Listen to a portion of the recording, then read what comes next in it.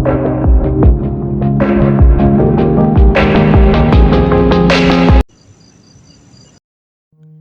guys, Assalamualaikum warahmatullahi wabarakatuh. How are you today guys? Semoga dalam keadaan sehat ya kalian. Oke guys, berikut ini saya akan membahas tentang kisah Balukia dari sudut pandang Islam ya guys. Kisah ini juga banyak beredar di kalangan YouTube dan berbagai artikel pun banyak guys. Maka dari itu mari kita bahas ya guys. Let's go! Kisah Balukia ini menurut pandangan Islam hanyalah kisah dongeng saja guys. Berasal dari kisah Israiliyat saja ya ini guys. Sebelumnya kisah-kisah Israiliyat ini sudah pernah saya bahas guys di video sebelumnya. Kalian boleh scroll juga jika pengen lihat videonya yang sebelumnya ya guys ya. Ada beberapa poin yang perlu diperhatikan dari kisah ini guys sebenarnya.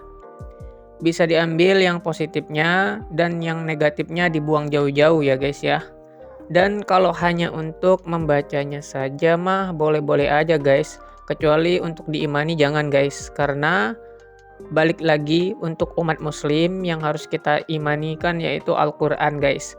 Dan jika kurang paham dan masih awam, cari ustadz yang sudah ahli dalam bidangnya ya guys ya. Silakan bertanya kepada mereka yang ahli. Intinya jangan malu bertanya guys. Sama lah seperti saya juga masih banyak belajar guys tentang Islam ini guys.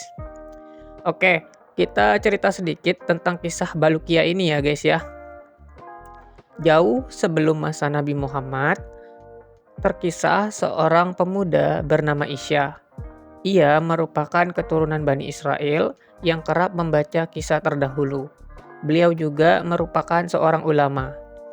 Dari begitu banyak kitab yang ia baca, ia pun banyak menuliskan sifat-sifat Nabi Muhammad dalam selebaran kala itu. Ia meletakkannya dalam sebuah peti terkunci. Kuncinya kemudian ia letakkan di tempat yang sulit ditebak. Isya memiliki seorang anak bernama Balukiah. Ia ingin anaknya menjadi ahli hukum guys di kalangan Bani Israel dalam wasiatnya. Namun setelah ia meninggal, Balukia langsung melihat adanya peti terkunci. Ia menanyakan kepada ibunya tentang keberadaan kunci itu, namun ibunya tidak mengetahuinya guys. Akhirnya Balukia menghancurkan kuncinya dan peti pun terbuka. Ia mulai membaca huruf demi huruf yang ia temukan di sana. Terdapat berbagai sifat Nabi Muhammad, termasuk tentang kisah sebagai nabi penutup. Ia pun memutuskan untuk mencari Nabi Muhammad setelah sebelumnya melaporkan masalah ini ke kaumnya Bani Israel. Sontak tentu saja hal itu mengejutkan kaumnya guys. Balukia memutuskan tidak akan kembali sebelum berjumpa dengan Nabi Muhammad. Pemuda ini sudah tidak memiliki ayah dan hanya memiliki seorang ibu. Di akhir kisah ini, ia akan kembali pada ibunya setelah 50 tahun tidak berjumpa akibat perjalanannya yang ingin menemui Nabi Muhammad. Itu hanya sedikit kisah yang saya ceritakan guys. Ada juga kisahnya Balukia ini bertemu dengan Nabi Khidir dan ada juga kisah Balukia ini mencari Nabi Muhammad SAW guys. Memang seperti dongeng dan tidak munasabah. Dalam kisah Hasib Barimuddin muncullah kisah mengenai Balukia ini. Sumber penceritanya adalah Ratu Ular ya guys. Konon karamlah kapal Nabi Daniel yang menyisakan 5 lembar kisah-kisah yang ia bawa. Ia pergi dengan membawa begitu banyak kisah-kisah dan Ratu Ular berpesan untuk memberikan 5 lembar itu pada anaknya. Itulah sebabnya Hasib Karimuddin mendapatkan peti itu dan membaca isi lembaran di dalamnya. Kisah ini tidak tercantum dalam Al-Quran karena Bani Israel lah yang membuat catatan mengenai kisah ini guys. Perhatikan sabda Rasulullah berikut ini ya guys ya.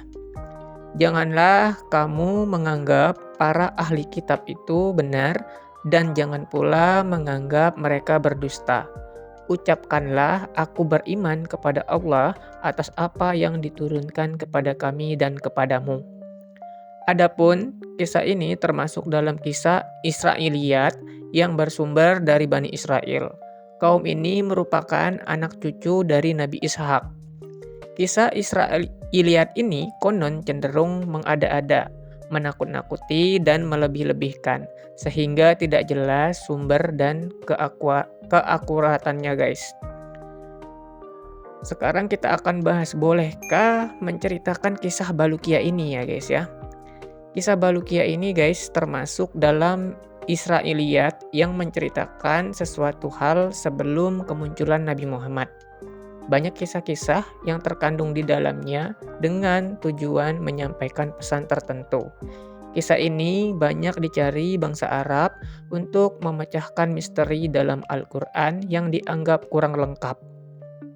Ahli kitab yang berasal dari Yahudi dan Nasrani hidup di tengah masyarakat Arab. Sebab itulah mereka telah menjalani komunikasi sejak masa 70 Masehi. Kisah-kisah itu tidak lebih sebagai dongeng masa lalu, sejak zaman Nabi Yakub yang merujuk pada kisah-kisah Yahudi. Namun memang tidak sedikit ahli kitab yang beragama Islam yang juga mengetahui sedikit banyak mengenai hal ini.